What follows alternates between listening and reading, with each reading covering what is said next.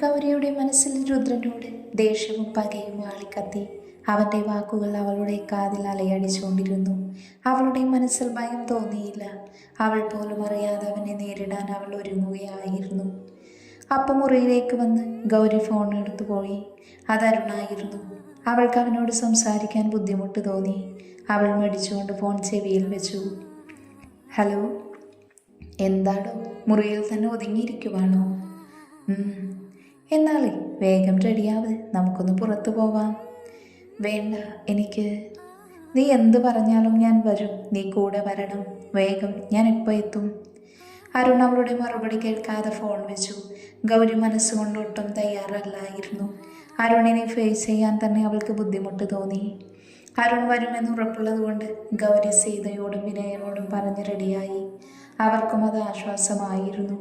അരുണിനെ പോലെ ഒരാളെ കിട്ടിയതിൽ അച്ഛനും അമ്മയും ഒരുപാട് സന്തോഷിച്ചു. കുറച്ചു കഴിഞ്ഞ് അരുൺ വന്ന് ഗൗരിയെയും കൂട്ടി പുറത്തുപോയി. യാത്രയിൽ ഒന്നും തന്നെ ഗൗരി മിണ്ടിയില്ല. അവൾ പുറത്ത് നോക്കിയിരുന്നു. അവളുടെ മൗനത്തിന് കാരണം അറിയുന്ന അരുണ് അവളോടൊന്നും മിണ്ടിയില്ല. വഴിയോരത്തെ ഒരു മരത്തണലിൽ കാർ നിർത്തിയ അരുൺ ഗൗരി എന്താ ഇവിടെ എന്ന രീതിയിൽ അവനെ നോക്കി. ഇങ്ങനെയാണെങ്കിൽ നമുക്ക് തിരിച്ചു പോകാം. ഗൗരി മുഖം താഴ്ത്തി. അവൻ അവളോട് കൂടുതൽ ചേർന്നിരുന്നു. അവളുടെ മുഖം കയ്യിലെടുത്തു. നീ ഒരു തെറ്റും ചെയ്തിട്ടില്ല ഗൗരി. നീ എൻ്റെ പഴയ ഗൗരി തന്നെയാണ്. പിന്നെ എന്താ, അവൻ ഇന്ന് വന്ന് പറഞ്ഞതാണോ? അതൊക്കെ അവൻ നിന്നെ വിരട്ടാൻ വേണ്ടി ചുമ്മാ പറയുന്നതല്ലേ? പറ്റുന്നില്ല ഏട്ടാ. ഏട്ടൻ്റെ മുഖം കാണുമ്പോൾ കുറ്റബോധം തോന്നുക. അവൻ നിന്നെ കുടുക്കിയതാണെന്ന് എല്ലാവർക്കും അറിയാം. ഞാൻ ഏറ്റവും കൂടുതൽ പേടിച്ചത് അമ്മ തീരുമാനം മാറ്റുമോ എന്നായിരുന്നു. നമ്മുടെ വിവാഹത്തിന് സമ്മതിക്കില്ല എന്ന് കരുതി. പക്ഷേ എൻ്റെ അമ്മ പോലും നിന്നെ ഒരുപാട് മനസ്സിലാക്കി ഗൗരി. രുദ്രനെ എതിരെ നീ മൊഴി കൊടുത്തതാണ് കാരണമെന്ന് അമ്മ പോലും നിന്നെ മനസ്സിലാക്കി. ഗൗരി അരുൺ പറയുന്നത് എല്ലാം കേട്ട് അവൻ്റെ മുഖത്തേക്ക് നോക്കിയിരുന്നു. അവൻ്റെ മനസ്സിൽ തന്നോട് അത്രമാത്രം പ്രണയമുണ്ടെന്ന് അവൾക്ക് മനസ്സിലായി. അവൾ അവൻ്റെ നെഞ്ചിൽ ചാഞ്ഞു. അവളെ കൈകൾ കൊണ്ട് പൊതിഞ്ഞു പിടിച്ചു. വരും അയാൾ കാരണമാണെല്ലാം എനിക്കൊന്നും മറക്കാൻ പറ്റുന്നില്ല. അവൻ്റെ മുന്നിൽ നമ്മൾ ഒരുമിച്ച് ജീവിച്ച് കാണിച്ചു കൊടുക്കണം, സന്തോഷത്തോടെ. അപ്പോഴേ നീ തകർന്നിട്ടില്ല എന്നവൻ അറിയൂ. നീ ജയിക്കൂ. നീ തോറ്റാ ജയിക്കുന്നത് അവനാണ്, രുദ്രദേവ്. ഗൗരി കണ്ണുകൾ തുടച്ചുകൊണ്ട് അവനിൽ നിന്നും വേർപെട്ടു. അവൾ അവനെ നോക്കി ഒന്ന് ചിരിച്ചു. അയാൾ ജയിക്കില്ല. ഇനി എൻ്റെ ജീവിതത്തിൽ അയാൾക്ക് സ്ഥാനമില്ല. നിന്റെ സമ്മതമില്ലാതെ അവന് വിവാഹം ചെയ്യാൻ പറ്റില്ല. ഇനി ചതിയിൽ കൂടെയാണെങ്കിൽ അതിനിവിടെ പോലീസും കോടതിയും എല്ലാം ഉണ്ട്. ഗൗരി ആത്മവിശ്വാസത്തോടെ അവനെ നോക്കി. അരുൺ അവളിൽ അത്രമാത്രം സ്വാധീനം ചെലുത്തിയിരുന്നു. ആ യാത്ര അവസാനിക്കുമ്പോൾ ഗൗരി അരുണിൻ്റെ പഴയ ഗൗരിയായി മാറിയിരുന്നു. രുദ്രദേവ് എന്ന പേര് പോലും അവർക്കിടയിൽ നിന്നും മാഞ്ഞു പോയിരിക്കുന്നു. അതെ, 2 ദിവസം കഴിഞ്ഞാൽ ക്ലാസ് തുടങ്ങും. ഇനി എൻ്റെ സ്റ്റുഡൻ്റായി നല്ല കുട്ടിയായി കോളേജിൽ വരണം. കാറിൽ നിന്നും ഇറങ്ങി യാത്ര പറഞ്ഞ് നടക്കുന്ന ഗൗരിയോട് അരുൺ വിളിച്ചു പറഞ്ഞു. അവൾ തിരിഞ്ഞു നിന്ന് ചിരിച്ചുകൊണ്ട് തലയാട്ടി. അരുൺ പോകുന്നത് കണ്ണിൽ നിന്നും മായും വരെ ഗൗരി നോക്കി നിന്നു. ഗൗരിയുടെ മനസ്സിൽ രുദ്രപാടെ മാഞ്ഞു പോയിരുന്നു. അരുൺ മാത്രമായിരുന്നു അവിടെ. അവൻ്റെ സ്നേഹവും കരുതലുമെല്ലാം അവൾക്ക് അവനോടുള്ള പ്രണയം കൂടാൻ കാരണമായി. ഓരോ നിമിഷവും അവനെ ഓർത്ത് അവൻ്റെ കൂടെയുള്ള ജീവിതം സ്വപ്നം കണ്ട് അവൾ കഴിഞ്ഞു. ക്ലാസ് തുടങ്ങിയ അന്ന് രാവിലെ ഗൗരി കോളേജിൽ പോകുന്നത് വിനയനും സീതയും ആശങ്കയോടെ നോക്കി. അത് കണ്ടവൾ അവരെ ചേർത്ത് പിടിച്ചു. നിങ്ങൾ പേടിക്കണ്ടമ്മ. അയാളെ പേടിച്ചകത്തിരുന്ന ഞാൻ തോറ്റുപോകും. അരുണേട്ടൻ ഉള്ളപ്പോൾ എനിക്ക് ആരെയും പേടിയില്ല. അവളുടെ ആത്മവിശ്വാസം നിറഞ്ഞ വാക്കുകൾ അവർക്ക് ആശ്വാസം നൽകി. എങ്കിലും രുദ്രൻ്റെ വെല്ലുവിളി അവരെ അലട്ടുന്നുണ്ടായിരുന്നു. കോളേജിലെത്തിയ ഗൗരി ശ്രേയയോടും സ്വാതിയോടും അതുവരെ നടന്നതെല്ലാം പറഞ്ഞു. എല്ലാം കേട്ട് കഴിഞ്ഞ് അവർ അന്തം വിട്ടിരുന്നു. എന്നിട്ട് രുദ്രൻ നിന്നെ കെട്ടുമെന്നാണോ പറഞ്ഞത്? അയാളപ്പം അങ്ങനെ പറഞ്ഞതാവും. എൻ്റെ പൊന്നു മോളെ, അങ്ങേര് പറഞ്ഞത് ചെയ്യും. പിന്നെ എൻ്റെ സമ്മതമില്ലാതെ എന്നെ വിവാഹം ചെയ്യുമോ? പിന്നെ തട്ടിക്കൊണ്ടുപോയൊക്കെ ചെയ്താലും ഇവിടെ പോലീസൊക്കെ ഇല്ലേ? നിന്റെ സമ്മതം ഉണ്ടെങ്കിലോ? നീ എന്താ സ്വാതി പറയുന്നേ? എടി, നീ വിചാരിച്ച പോലെ രുദ്ര നിസ്സാരക്കാരനല്ല. ഈ നാട്ടിലെ പല പ്രമുഖന്മാരുടെ ഉറ്റ സുഹൃത്താണവൻ. പിന്നെ ഞാൻ അച്ചു ചേച്ചിയോടൊന്ന് അന്വേഷിച്ചു. അവരുടെ കോളേജിലെ സൂപ്പർ ഹീറോ ആയിരുന്നു അത്ര ഇങ്ങേര്. അതിന് മനുഷ്യൻ സീരിയസ് ആയി പറയുമ്പോൾ ചളി കൊണ്ട് വരല്ലേ ശ്രേയ? അല്ലടി, നീ പറ. അവരുടെ കോളേജിലെ ഹീറോ രുദ്രദേവ്. അന്ന് കോളേജിൽ രുദ്രനെതിരെ ഒരു ഗ്രൂപ്പ് ഉണ്ടായിരുന്നു. ആ കോളേജിൽ സകല തോന്നിവാസം കാണിച്ചിരുന്നൊരു ഗ്രൂപ്പ്. ആ ഗ്രൂപ്പിലെ ലീഡർ അന്നത്തെ മിനിസ്റ്ററുടെ മോനായിരുന്നു. അവരെ വരെ കോളേജിൽ നിന്നും പുറത്താക്കിയിട്ടുണ്ട് രുദ്ര. അതെങ്ങനെയാണെടി? രുദ്ര അവരെ കൊണ്ട് തന്നെ പറയിപ്പിച്ചു കോളേജിൽ നിന്ന് പോയിക്കോളാമെന്ന്. മിനിസ്റ്റർ അടക്കം കോളേജ് മാനേജ്മെന്റിന് മുന്നിൽ അവരെല്ലാവരും സ്വയം കോളേജിൽ നിന്നും പോയി എന്ന് അച്ചു ചേച്ചി പറഞ്ഞത്. അവരെ നന്നായി ഒന്ന് പെരുമാറിയിട്ടുണ്ടാകും. തല്ല് കിട്ടിയ പാരായാലും ചെയ്തു പോയില്ലേ? പോടി, ശക്തി കൊണ്ടല്ല ബുദ്ധി കൊണ്ടാണെന്ന് അവിടെ രുദ്ര ജയിച്ചത്. നീ അത് വിട് ശ്രേയ. നമ്മളിപ്പോൾ ആലോചിക്കേണ്ടത് രുദ്ര ഇവളോട് പറഞ്ഞ കാര്യമാണ്. രുദ്ര പറഞ്ഞത് ചെയ്യുന്നവനാണ്. ശ്രേയയുടെയും സ്വാതിയുടെയും സംസാരം കേട്ട് ഗൗരിയുടെ ഉള്ളിൽ ഒരു കനൽ വീണു. അയാൾ വാക്ക് പാലിക്കാൻ വേണ്ടി എന്തും ചെയ്യും. ഗൗരി പരിഭ്രമത്തോടെ ഇരുന്നു. ക്ലാസ് തുടങ്ങിക്കഴിഞ്ഞതും ഗൗരിക്ക് ഒന്നിലും ശ്രദ്ധ കൊടുക്കാൻ കഴിഞ്ഞില്ല. ഉച്ച കഴിഞ്ഞ് അരുണിൻ്റെ ക്ലാസ്സിലായിരുന്നു ഗൗരി ഒന്ന് ഉഷാറായത്. അതുവരെ ഗ്ലൂമിയായിരുന്ന ഗൗരി എല്ലാം ശ്രദ്ധയോടെ കേൾക്കുന്നത് കണ്ട് സ്വാതിയും ശ്രേയയും അവരുടെ ചെവിയിൽ പതിയെ പറഞ്ഞു, ക്ലാസ്സിൽ ശ്രദ്ധിച്ചില്ലെങ്കിലേ അരുണേട്ടൻ പിടങ്ങുമോ ഗൗരി? പൂടി, മര്യാദയ്ക്ക് ശ്രദ്ധിക്കാൻ നോക്ക്. പിന്നെ അങ്ങേര് നിന്നെ വഴക്ക് പറയും. ഞങ്ങൾക്ക് അയാളെ ഒരു പേടിയുമില്ല. സ്വാതി, അരുൺ ഉറക്കെ വിളിച്ചതും സ്വാതി പേടിച്ച് വേഗം എഴുന്നേറ്റു. സംസാരിക്കാനാണെങ്കിൽ പുറത്തു പോകാം, എൻ്റെ ക്ലാസ്സിൽ പറ്റില്ല. ഞാൻ മാത്രമല്ല സർ, ഞാൻ കണ്ടു. ഇനി ആവർത്തിച്ചാലുണ്ടല്ലോ, സിറ്റ്. സ്വാതി ഇരുന്ന് ശ്രേയയും ഗൗരിയെയും നോക്കുമ്പോൾ അവർ വാപൊത്തിച്ചിരിക്കുന്നു. എനിക്ക് ഒറ്റയ്ക്ക് സംസാരിക്കാൻ ഭ്രാന്തുണ്ടോ? നിന്നെ ഒഴിവാക്കി എന്നെ മാത്രം ചീത്ത പറഞ്ഞത് നോക്ക്. ഗൗരി ചിരിയോടെ അരുണിനെ നോക്കി.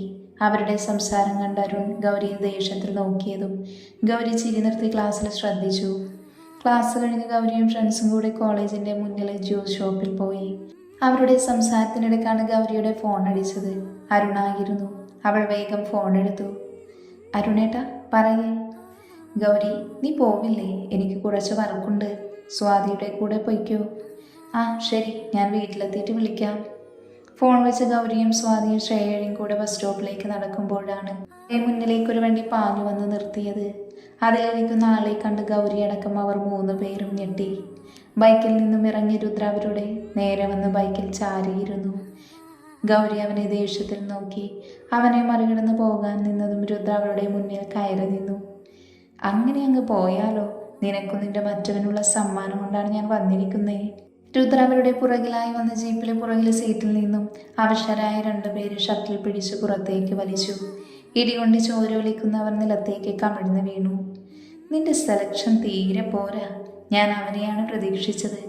സ്വന്തം പെണ്ണിനെ തൊട്ടവനെ വന്ന് നേരിൽ കാണാൻ പോലുള്ള ധൈര്യമില്ലാത്തവൻ്റെ കൂടെ എങ്ങനെ പൊറുക്കും നീ? അത് ഞാനല്ലേ തീരുമാനിക്കേണ്ടത്? തന്നെ പോലെ കൂലിത്തല്ലുകാരൻ്റെ കൂടെ ജീവിക്കാനാണ് പേടി വേണ്ടത്. തൻ്റെ ചീപ്പ് ഷോ കാണാനേ എനിക്കിപ്പോൾ സമയമില്ല. ഹൈ, അങ്ങനെ പോവല്ലേ. വെറുതെ ഇരുന്ന് എൻ്റെ അടുത്തേക്ക് ഇത്രയും നല്ല വിരുന്നുകാരെ പറഞ്ഞു വിട്ട് നിന്റെ കല്യാണ ചെക്കനെ ഒന്ന് കാണാൻ വന്നതാണ് ഞാൻ. കൂട്ടത്തിൽ നിന്നെയും. രുദ്ര പറയുന്നത് സത്യമില്ലെന്ന് ഗൗരി മനസ്സിലാക്കി. അരുണിനെ മോശമാക്കാൻ വേണ്ടി മനഃപൂർവ്വം പറഞ്ഞതാണെന്ന് മനസ്സിലായി അവൾ അവിടെ നിന്ന് പോകാൻ വേണ്ടി വേഗം നടന്നു. പക്ഷെ ഒട്ടും പ്രതീക്ഷിക്കാതെ രുദ്ര അവളുടെ കയ്യിൽ പിടിച്ചു. എൻ്റെ ഷോ കഴിഞ്ഞില്ല, കഴിഞ്ഞിട്ട് പോകാം. ഗൗരി അവൻ്റെ കൈ ഉടഞ്ഞെറിഞ്ഞു. രുദ്ര അതേ സ്പീഡിൽ അവളുടെ കൈ പുറകിലേക്കാക്കി അവളുടെ ദേഹത്തോട് ചേർന്നു നിന്നു. ആ കാഴ്ച കണ്ട ആളുകളെല്ലാം അവരെ തന്നെ നോക്കി. സ്വാതിയും ശ്രേയയും പേടിയോടെ ചുറ്റും നോക്കി. ഞാൻ പറഞ്ഞില്ലടി, ഷോ കഴിഞ്ഞിട്ടില്ല എന്ന്. താനൊന്ന് പോടൂ. എന്താ, ഒന്നുകൂടെ പറഞ്ഞേ. എൻ്റെ കയ്യിൽ നിന്നും വിടാൻ. പെണ്ണിനെ കയറി പിടിക്കുന്നത് അത്ര വലിയ ഹീറോയിസം ഒന്നുമല്ല. അല്ല, പക്ഷെ ഇനി ചെയ്യാൻ പോകുന്നതാണ് ഹീറോയിസം. രുദ്ര വലത് കൈ കൊണ്ട് അവളുടെ കവിളിൽ കുത്തിപ്പിടിച്ച് അവളുടെ മുഖം അവൻ്റെ മുഖത്തോട് അടുപ്പിച്ചു. അവളുടെ ഉയരുന്ന ഹൃദയമിടിപ്പ്, മുഖത്ത് വീശുന്ന ശ്വാസവുമെല്ലാം അവഗണിച്ച് രുദ്ര അവളുടെ ചുണ്ടിൽ അമർത്തി ചുംബിച്ചു. ഗൗരി അത് പ്രതീക്ഷിക്കാത്തതിനാൽ ഗൗരി തരിച്ചുപോയി. അവൻ്റെ ചുണ്ടുകൾ അവളുടെ ചുണ്ടിൽ അമരുമ്പോൾ അവളുടെ ദേഹം വിയർത്തു. ശ്വാസമെടുക്കാൻ കഴിയാതെ ഗൗരി കണ്ണുകൾ ഇറുക്കെ അടച്ചു. അവൻ്റെ കൈപ്പഴിയിൽ നിന്നും കൈവലിക്കാൻ ശ്രമിക്കവേ അവൻ മുറുക്കെ പിടിച്ചു. ഇടത് കൈ കൊണ്ട് അവൻ്റെ മുതുകിൽ ഇടിച്ചുകൊണ്ടേയിരുന്നു അവൻ. ഒടുവിൽ അവൻ അവളുടെ ചുണ്ടുകളെ മോചിപ്പിക്കുമ്പോൾ അവളുടെ കണ്ണുനീർ അവൻ്റെ ചുണ്ടിൽ വീണിരുന്നു. ഗൗരി തകർന്ന ഹൃദയത്തോടെ നിന്നുപോയി. എന്തേ, നിന്റെ നാവിറങ്ങിപ്പോയോ? അന്ന് നീ വലിയ ഡയലോഗൊക്കെ പറഞ്ഞല്ലോ. എന്ന് എൻ്റെ പൊന്നുമോൾ ഒന്നുകൂടെ കേട്ടോ. നിന്റെ വിവാഹം നിശ്ചയിച്ച അന്ന് അതേ മുഹൂർത്തത്തിൽ നിന്റെ വിവാഹം നടക്കും. പക്ഷെ വരൻ ഈ രുദ്രദേവ് ആയിരിക്കും. ഇത് നിന്നോട് പ്രണയം തോന്നിയിട്ടൊന്നുമല്ല, എൻ്റെ വാശിയാണ്. രുദ്ര അവളെ നോക്കി നടന്നകന്നു. ബൈക്കിൽ കയറി അവൻ ബൈക്കെടുത്ത് അവളുടെ മുന്നിൽ കൊണ്ടുപോയി നിർത്തി. ഇപ്പൊ കഴിഞ്ഞത് വിവാഹ നിശ്ചയമായി കണ്ടാൽ മതി, ബാക്കി കല്യാണം കഴിഞ്ഞിട്ട്. രുദ്ര മീശ പിരിച്ചുകൊണ്ട് കണ്ണുകളടച്ച് അവളോട് പറഞ്ഞുകൊണ്ട് പോയി. രുദ്ര പോകുമ്പോഴാണ് ഗേറ്റിൽ നിൽക്കുന്ന അരുണിനെ രുദ്ര കണ്ടത്. അവനെ നോക്കി രുദ്ര ഒന്ന് ചിരിച്ചു, കണ്ണിലെ കനൽ മറച്ചു വെച്ചുകൊണ്ട്. ഗൗരി ആളുകളുടെ നടുവിൽ തലയും താഴ്ത്തി നിന്നു. ആരെയും നോക്കാൻ കഴിയാതെ അവൾ ഓടി. അതിലൂടെ പോയൊരു ഓട്ടോ വിളിച്ച് അവൾ കയറിപ്പോയിരുന്നു. സ്വാതിയും ശ്രേയയും അവളെ വിളിച്ചെങ്കിലും അവൾ നിന്നില്ല. വീട്ടിലെത്തിയതും ഗൗരി മുറിയിൽ കയറി വാതിലടച്ചു. ബാത്റൂമിൽ കയറി ഷവറിന് കീഴിൽ പോയി നിന്ന് കരഞ്ഞു. വെള്ളം വീഴുമ്പോൾ അവൾ അവളുടെ ചുണ്ടുകൾ ഉരച്ച് കഴുകി. അവൾ കരഞ്ഞോണ്ട് മുഖത്തേക്ക് വെള്ളം ഒഴിച്ചുകൊണ്ടിരുന്നു. മനസ്സിലെന്തോ തീരുമാനിച്ചതുപോലെ ഗൗരി ബാത്റൂമിൽ നിന്നിറങ്ങി. റൂമിലെ ഷെൽഫിൽ എന്തോ തിരഞ്ഞു. ഒരു ഭ്രാന്തിയെ പോലെ അവൾ പെരുമാറി.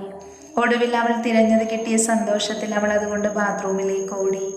രുദ്രദേവ്, നിങ്ങൾ ജയിക്കാൻ ഞാൻ സമ്മതിക്കില്ല. എന്ത് കളിയും കളിച്ച് താൻ എൻ്റെ വിവാഹം മുടക്കുമെന്നറിയാം. പക്ഷേ തൻ്റെ താലി സ്വീകരിക്കാൻ ഈ ഗൗരി ജീവനോടെ ഉണ്ടാവില്ല. ഗൗരി കൈയിൽ കരുതിയ ബ്ലേഡ് കൊണ്ട് ഇടതു കൈയിൽ മുറിച്ചു. അവൾ നിലത്തിരുന്നു കൊണ്ട് കരഞ്ഞു. എങ്കിലും രുദ്ര അവളുടെ മരണത്തിൻ്റെ പേരിൽ കുടുങ്ങുമെന്നൊരാശ്വാസമുണ്ടായിരുന്നു. മനസ്സിൽ വിനയൻ്റെയും സീതയുടെയും അപ്പുവിൻ്റെയും മുഖമെല്ലാം മിന്നിമറഞ്ഞു. അരുണിനെ ഓർത്തതും അവൾ കരഞ്ഞുപോയി. എന്നോട് ക്ഷമിക്കരുടേട്ട, ഈ ജന്മം എനിക്ക് ഭാഗ്യമില്ല. അടുത്ത ജന്മം നമുക്ക് ഒരുമിക്കാം. അരുണേട്ടൻ്റെ പെണ്ണായി. കണ്ണിൽ ഇരുട്ട് കയറിയ ബോധം അറിയുമ്പോൾ അവളുടെ മനസ്സിൽ രുദ്ര മാത്രമായിരുന്നു. വീറോടെ തൻ്റെ മുന്നിൽ നിൽക്കുന്ന അവൻ്റെ മുഖം അവളുടെ ഹൃദയത്തിൽ ആഴത്തിൽ പതിഞ്ഞു പോയിരുന്നു.